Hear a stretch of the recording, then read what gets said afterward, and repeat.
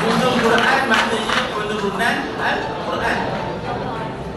Jadi kalau kita sebut keadaan nuzul, turun, bermakna dari atas ke bawah ke bawah ke atas?